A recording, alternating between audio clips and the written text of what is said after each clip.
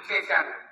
అగ్నివేళకి ఇచ్చేసి నేను వస్తున్నాననేటటువంటి వార్త తెలుసుకున్నటువంటి సుయోధనుడు అంగరంగ వైభవంగా ముత్యాలతో ముగ్గులు వేయించి, రత్నాలతో రంగులు వేయించి, పగడపు కేంద్రములు ఎత్తించి, మణిమయ కేంద్రములు ఎత్తించి, మకర తోరణములు కట్టించి రంగరంగ వైభవంగా ఈ యొక్క హస్తినావతి పట్టణాన్నంతా అలంకరింపజేశాడు సుయోధనుడు.